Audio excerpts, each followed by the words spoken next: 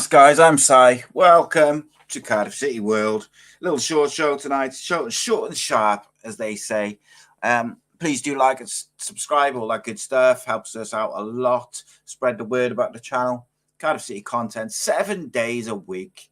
And a little bit of a fun one tonight. We're going to take a look at the young guns from the Cardiff City squad. The ones concentrating tonight on the ones who kind of played first team football last year. And then we'll do a future video on the loan players and stuff like that. Bit of a loan watch, and we'll have a look at that side of it. So we're focusing on, the likes of Ruben, Ollie Tanner, Joel Colwell, Louis Giles, got his name, Raheem Conte. These guys, the ones who play at Ashford, the guys who played at the end of the season, and kind of just seeing where they are, what we think they can do. Do we think they're ready? Having a look at some of their stats, etc., etc., etc. So a nice little half an hour where we're going to talk Cardiff City, but we're going to, instead of just talking about a manager situation or the finances, all the bloody stuff that's really frustrating, let's talk about some positive stuff. Let's talk about these youngsters. And let's be honest, it's an exciting time on that side of things because it feels like there's a special bunch kind of breaking through at the moment. And you need a manager who's going to give them time and he's going to be brave enough to play them, which is another reason why you need a manager who's kind of long-term, not some like switching manager every 12 months. Because if you have a manager who's switching constantly every 12 months, it becomes like short-termism, and you end up with signing a lot of sort of 30-year-olds and people like this. But I'm excited. Let's talk about first. Who's first on my list? Let's talk about Ollie Tanner, okay? And I still count him as, he's young, plays young, 22. And I feel like at the start of the season, it felt like it was going to be his breakout season this year. Really felt like he was going to kick on. Obviously came on in that Swansea home game, scores a fantastic goal. And you were kind of waiting for him to kick on. Really, really think that, like, it didn't quite happen for him. And was that because he didn't play a lot of minutes? It felt like he barely played from sort of Christmas time onwards until the end when he was needed to play at fullback. I do really like him. I like his work rate, and his attitude seems to be pretty good. He did have a little thing where they dropped him to the 23s for a week. So I don't know what that was about. Maybe he wasn't training hard enough and stuff like that. His stats are actually quite impressive for last season and the last year. They're pretty good. Like his pass completion and stuff like that, and his progressive carries is quite high for a championship player. Like his progressive carries, he's in the 77th percentile, which is pretty high for a championship player. Successful take-ons, there's about just under 2 per 90 minutes. There's on average four progressive carries a game or per 90 minutes, which is, I think that's really pretty good. Like, I'm not saying it's like world class or nothing, but it's for a young player who, like I said, felt like he didn't play. Do you know what's really interesting? Is his defensive stats are very good. Wins a couple of aerial duels per game, clearances, blocks, interceptions, tackles. So clearly worked hard for the side. Obviously finished the season playing at left back. I thought he did very, very well at left back, especially for someone playing out of position. I mentioned in my reviews at the time, there was a couple of times he got caught a bit far forward and out of position, and Siopis kind of just swept up behind him. But that's Siopis' job, is that defensive midfielder. And it was quite nice to have a really attacking left back. Jamali Collins has improved on that kind of those attacking actions, but to have a winger there and like Ollie Tanner was looking to overlap and get forward a lot when he played at left back. I thought it really improved that left-hand side going forward. I wouldn't be against him continuing there, but would prefer him to go back to playing on the wing, because I would like to see, Cody Dramer come in, for instance. Jamali Collins is very solid, especially defensively. We'll see what happens with the NG. Like, Reece makes a good point there. Cody Dramer was 22 when he's 22 now. He was with us 3 seasons ago. So it does show some of these youngsters from other clubs, they go and play regular football and it improves them. And I think that's something which we're going to discuss in a second when we get to some of these other players. Like I said, the first half of the season, I thought Ollie Tanner was going to really kick on, and it didn't quite happen for him. Now, was that because the manager didn't fancy him? Was it because he had a bit of a drop in attitude after that goal? Did he get a bit big for his boots? I'm not sure what the issue was, but it was clearly some sort of issue with his attitude because he got dropped down to the 23s. However, he finished the season strong. He did get a bit more game time, but it did feel like it was a necessity.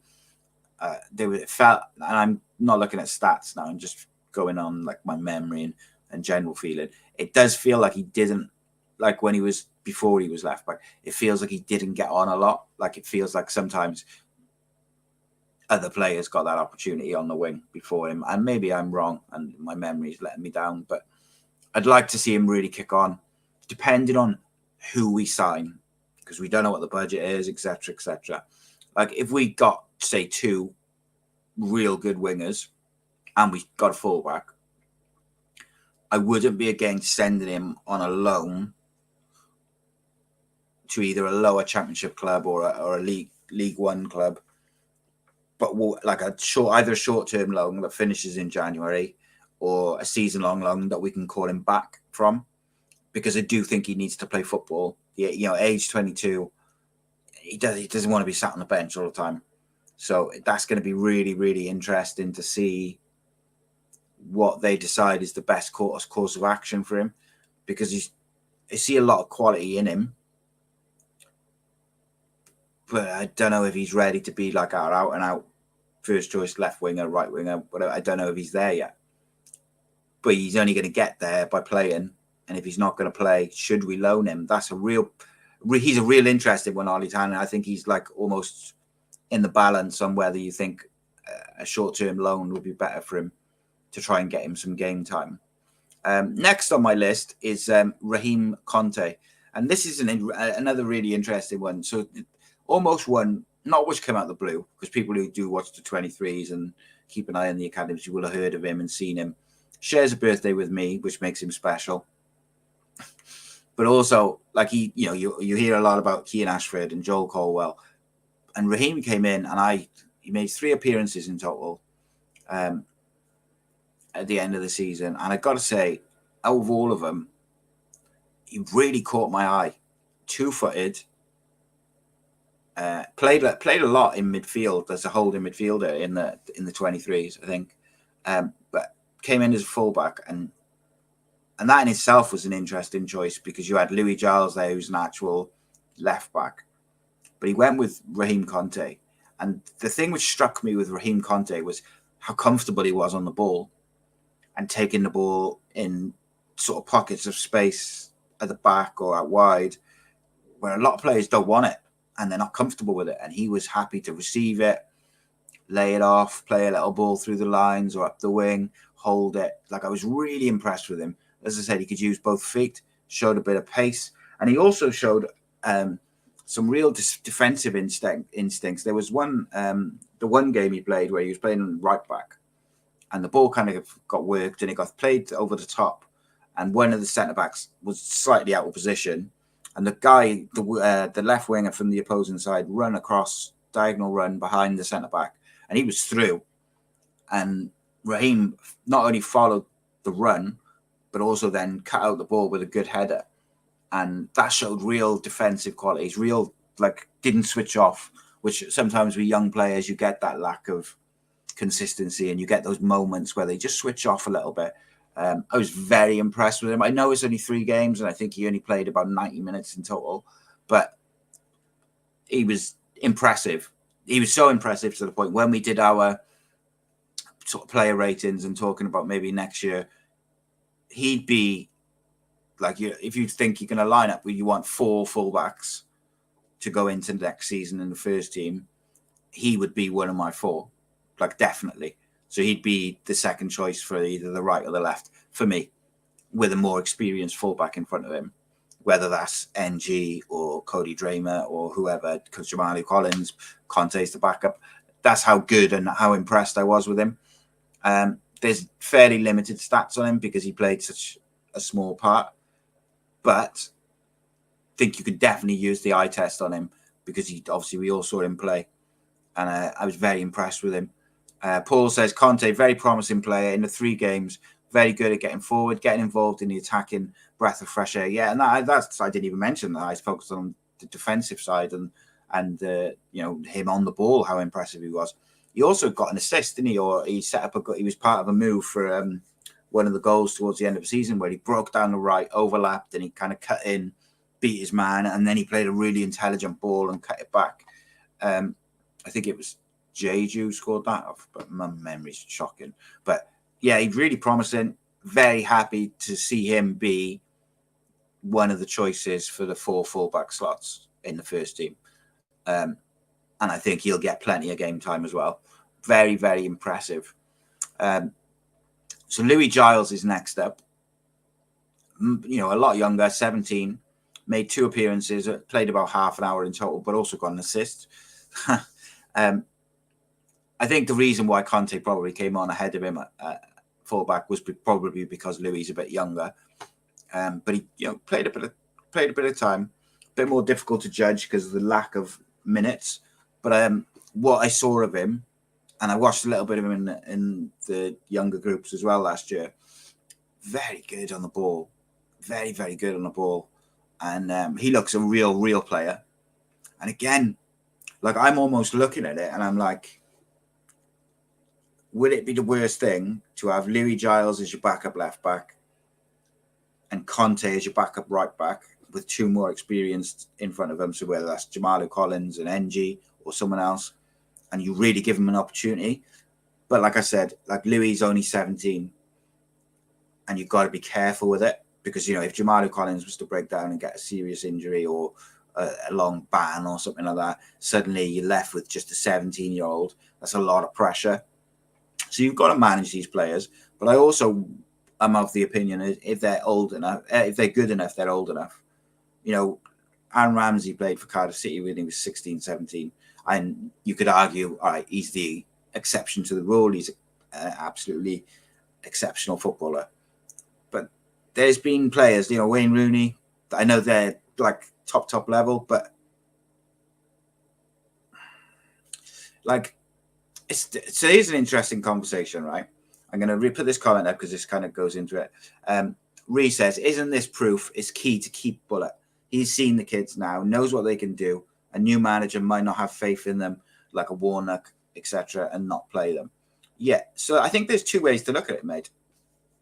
So you could look at it one way and say, yes, he's seen them, he's familiar with them, and he gave them some game time at the end of the season. And I think overall, all of them impressed. I think they all did pretty well. So there's that side of it. But then there's also a side of like probably from maybe, let's say, 8 games from the end of the season when we were safe. But it was probably a bit longer than that where people were saying, why isn't he playing Ashford? Why aren't we giving minutes to some of these boys at the end of games when there's, when the game's dead or whatever, or when we were safe? It felt like every week I was saying, let's play this, let's play Ashford, let's play Joel Colwell, let's give him some time off the bench. And he didn't do it until right at the end of the season. And it almost felt like there was that one game when we had loads of injuries and he was almost forced into it. So I accept your point that, yes, he's seen him, he's familiar with them, he knows what they're capable of, he knows what their character is like, their mentality. So, it might be, I don't know, Louis Giles, he might be quite shy, he might be, find it quite difficult. He also might be a 17-year-old who's very much ready to play men's football and be ready to, push on and be one of the fullback options. And like you make a good point there, Reese, Bullet will probably felt like he was playing for his job. So there's that aspect of it as well. And this is the problem with the short-termism with your managerial appointments, is it definitely puts a block on young players coming in, because when you've got a manager who's either fighting for his job constantly because he's on a roll in 12 months or whatever, or you're changing a manager all the time, they're never going to rely on kids. They're going to rely on tried and tested players either they've managed before or that are proven in the Championship. And yes, you need to get the mix right of youth and these promising young players, but also have some experience and some older heads in there. Of course you do. But we also have to realize that we've got this crop of super talented boys, and there's a couple of other boys apart from the ones I'm going to talk about. You've also got the likes of Eli King and Isaac Davis on loan. At some point, Cardiff needs to work out what they're doing with this academy, because we're bringing through real good players, but they aren't always getting the opportunity to play in the first team. And I think that should be part of Cardiff's DNA. That should be part of Cardiff's, the way we look at it. What's the point in having this amazing academy facility, which is bringing out quality players, and you've got Darren Pearce saying he's doing everything possible to prepare players for first team football, not just to win things at 23s level. He's trying to prepare them for men's football. If the manager or whoever is in charge at Cardiff City is so concerned about their job that they're not willing to implement the youngsters in amongst it. So it's going to be really interesting. I'm excited by Louis Giles. A couple of people who I've spoken to said he's top notch, and one that could really kick on this year. So it'll be interesting. Again, similar to Ollie Tanner, what they do with Louis Giles, because is he so highly rated that he's going to be one of the 4 options at fullback? It would be brave to have 2 experienced fullbacks and then 2 young, like a 17-year-old and a 20-year-old as your backups.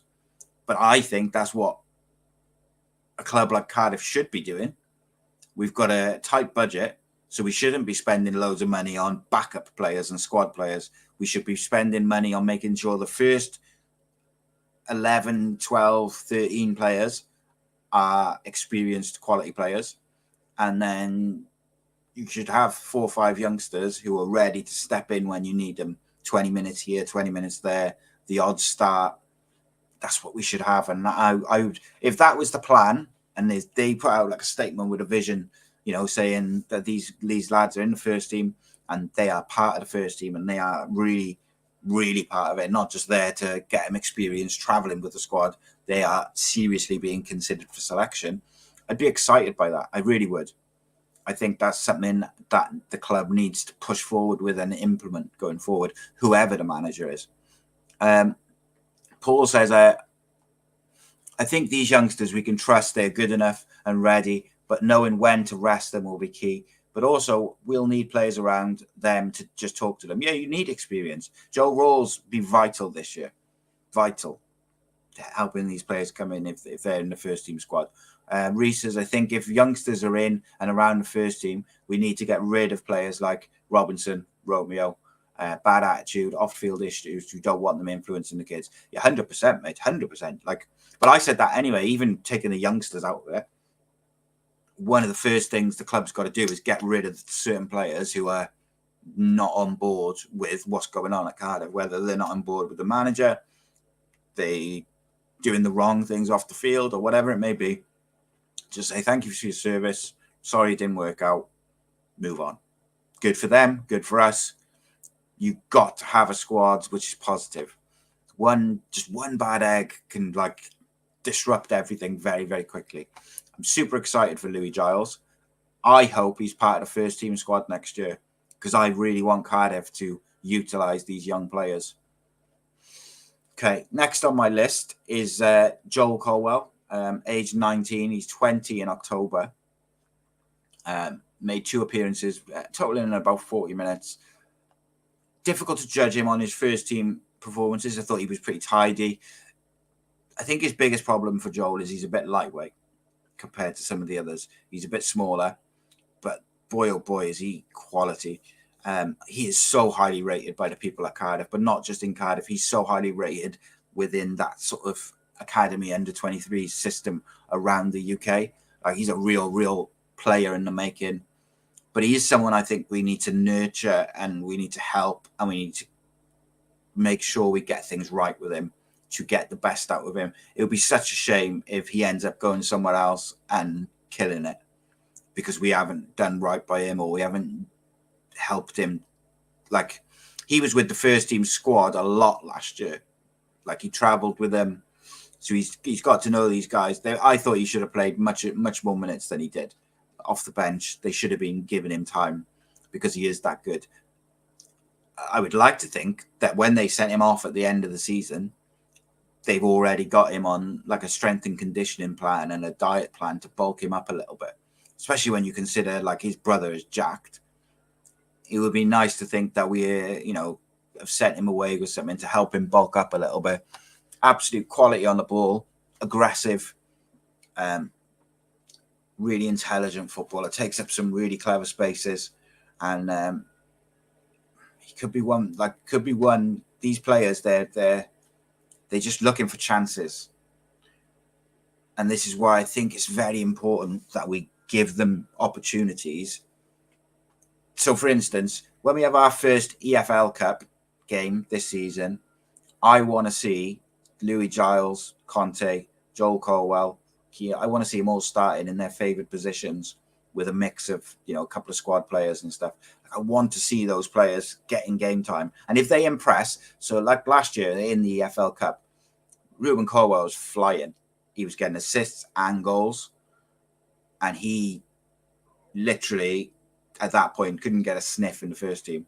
And that was so frustrating because he was killing it while we were doing all right. But we could have given him much more time off the bench, his brother. But Joel Colwell you're right there, Paul. Like, a lot of people say that he's better than his brother. Like, there's no hiding from it. Like, a lot of people say that within the club, within people who watch the 23s. He's a special player, and it's important now that he gets game time. So to me, if you look at the Cardiff midfield, right, you've got Siopis, he's going to start as the defensive midfielder. Then you've got Joe Rawls, his club captain, just signed a new contract. He's going to kind of rotate, I think, with another number 8 for certain games. So, and then you've got Turnbull, who I believe should be playing in that number 8 and rotating. Could save us some money if he did. And then you've got Wintle and Joel Colwell. So that's 5. In my opinion, and it's only my opinion, they should sell Ryan Wintle. And then they have to make a decision whether they're happy to go with Siopis, Rawls, Turnbull, and Joel Colwell as their 4 central midfield options, or whether they feel they need another, whoever it may be. I'm not going to say who I think they should go and blah, blah, blah. But they probably do need 4 options plus Joel. But then you have to look at, if Joel Colwell's the 5th option and you only really play 2 midfielders with a number 10, he's probably not going to get a lot of game time, even off the bench. So would he be better? You put him in League One on loan, make sure he's playing week in, week out, and that's going to help him like strengthen playing men's football. I think that I think with Joel, it's so important now at 19 that he plays that we need to be careful with it. And a League One loan would probably be the way to go. I think it'd be pointless to send him to like Belgium second tier or something like that. Like, I think he needs to go to like a League One team and play week in, week out and let him grow as a player. So then he can come back to the football club and you can go, right, now you can play for us first team football. And I think that he's more than capable of doing that. It's important they get that decision correct. Reece says, crazy though, if he's better than his brother, why aren't we playing him? And if he's not out on loan, he needs to be coming on the 75th, 80th minute to get some minutes in his legs, getting there in a few starts. Yeah, I agree. 100%, mate. I would probably lean on loaning him because I'm assuming we're going to sign another midfielder. If we don't sign another midfielder, then keep him and use him late in games at the start of the season.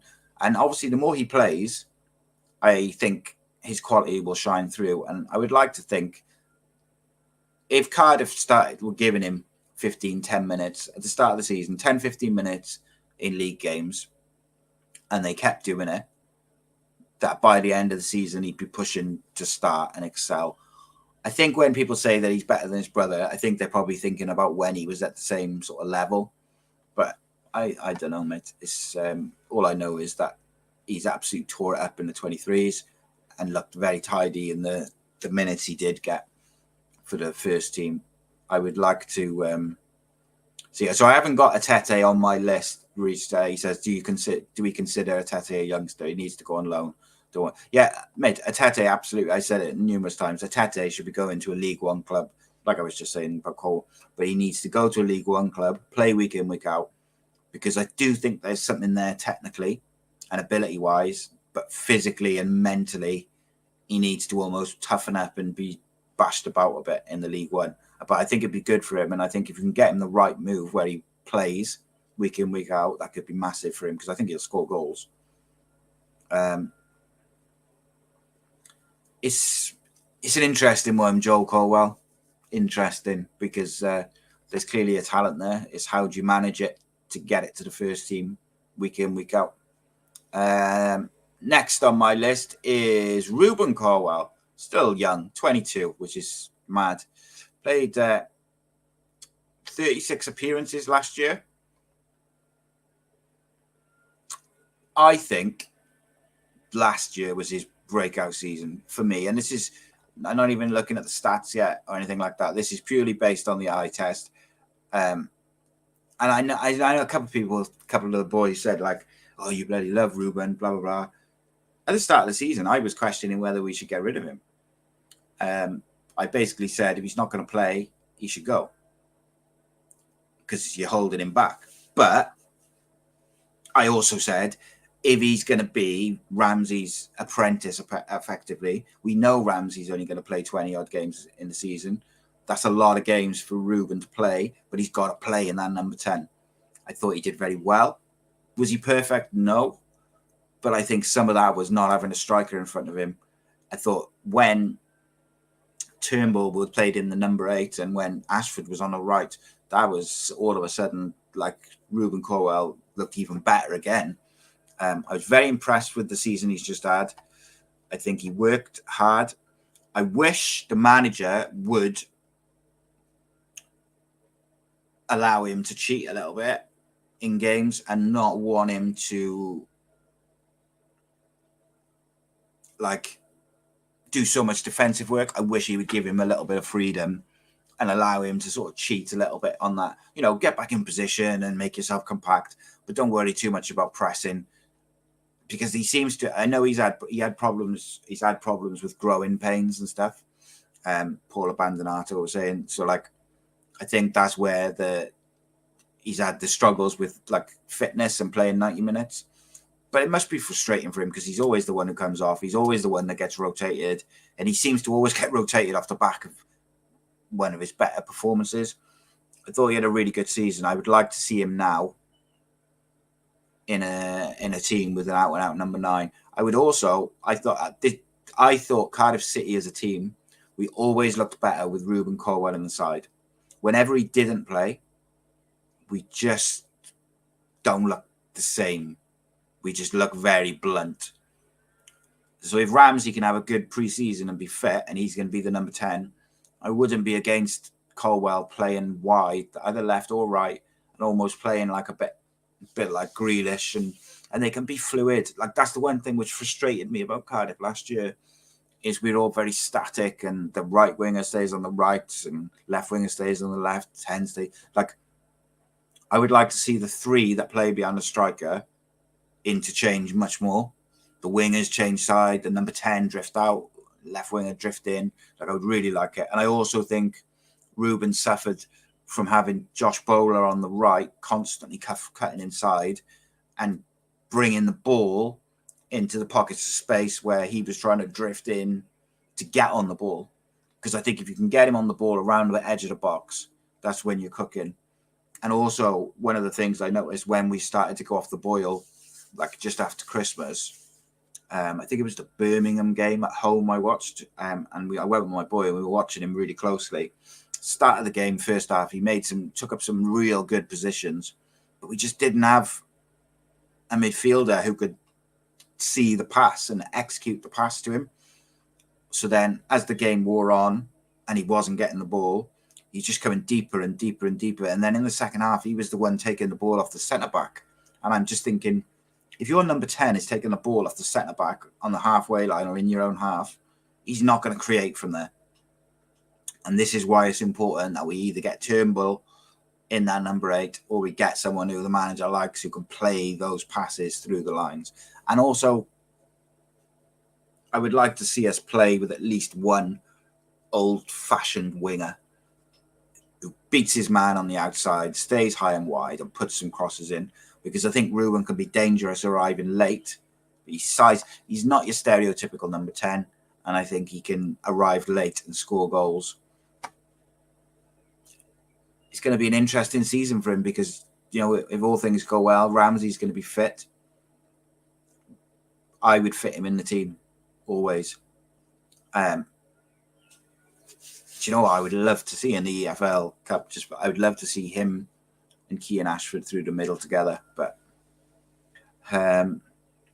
Jonathan says, do you think Bullock can find more gems in the Turkish market like he did with Gutas and Siopis?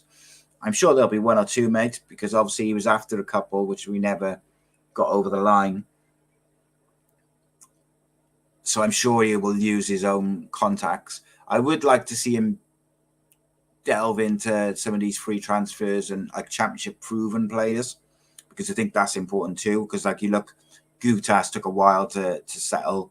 I think the intensity affected Siopis in the middle of the season, although I think there was other tactical reasons for why he dipped. But it does, like the championship is like no other league, and I think it's very intense. So yes, he should. I want him to, you know, utilize his contacts, find gems and people that we haven't heard of, and then they come in and they're great. That's fantastic.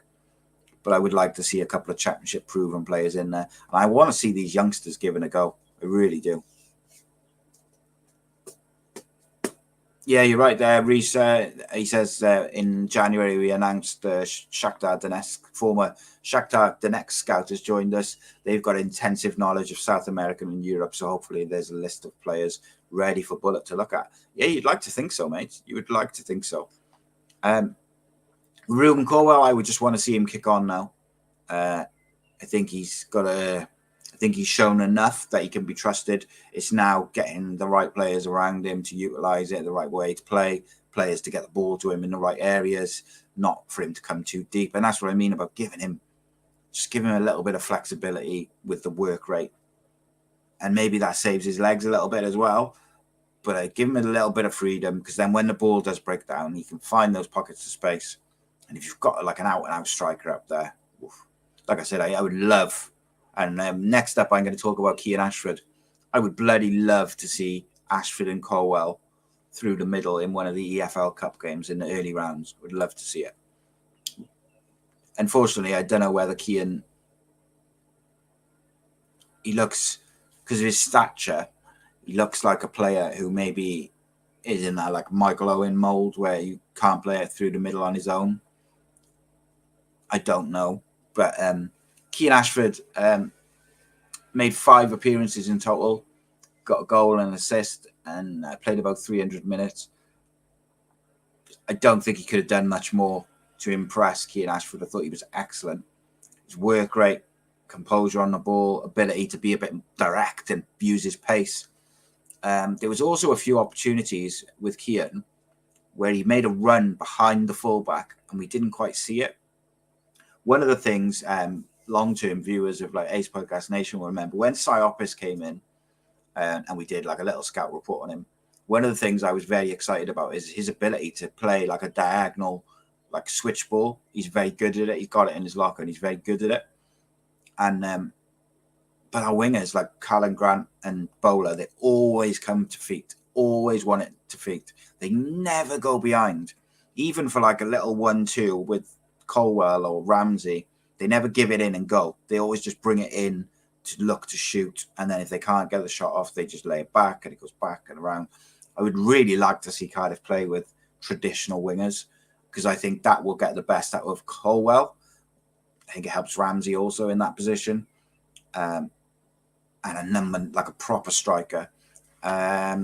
In terms of Ashford, absolutely would be in my first team squad next year. He'd probably be, as it stands, he's first choice for right wing, right side of the attack.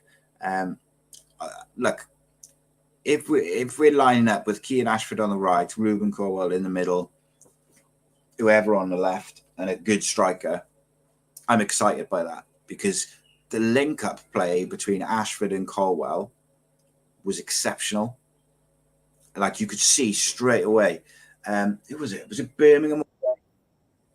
I forget now. Was it Birmingham away where Turnbull come on with about 20 minutes to go and played alongside Siopis, and you had Colwill in the 10 and Ashford on the right, and Turnbull would win it, and then he would play it into Colwill's feet. Colwill popped it off to Ashford, and then Ashford played like a little ball in between. It was the way they just knocked it about was really impressive. Dowda on the left, Ashford on the right, Colwill or Ramsey in the 10, and a proper striker. That's it. Birmingham away, Ashford came on, was outstanding. Yeah, like just that link, because they've played together for so long as kids.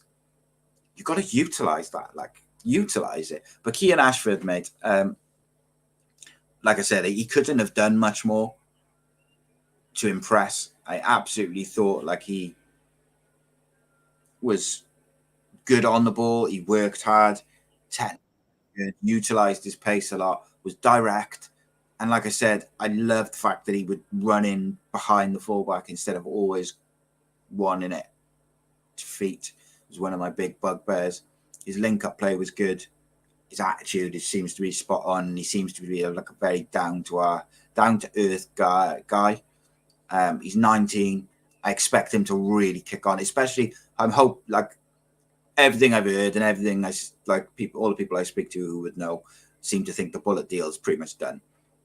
That's a good thing for these players. Keane Ashford is a player who can really kick on now. If he gets a good start to this season on the right, he can make it his own. And then maybe he gets the odd chance to play through the middle. Unless he changes the formation and he goes 3 at the back. If we've got a Kepre or a Nat Phillips back, I think I could see Bullock going to 3 at the back, and then all of a sudden you might see an out-and-out number 9 with Ashford through the middle. Who knows?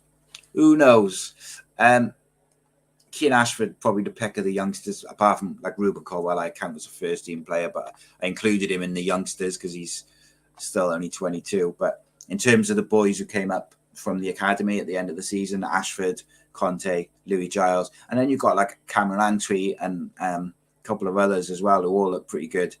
Let me see. Before I chip off, I just want to have a look at Antwi, if I can spell it right off memory. Anyone know how to spell it? Oh, I'm not going to be able to spell it now. So yeah, with Cameron Antwi is another one who what do you do with it? Because I think it's likely we sign another centre back, because we've really only got 2 first team centre backs in Gutas and McGuinness. So you have to sign at least 1 centre back, and then could Cameron then be the? I mean, he plays in midfield as well. So just wanted to know. I'm sure he played in the EFL Cup, didn't he? Sure he did. But in the FA Cup, made an appearance in the FA Cup. He did. So yeah, that's kind of the young players. I'm sure there'll be people who disagree with me, agree with me. It is what it is. As I said the other day, we've got a new face joining us on the channel later this week.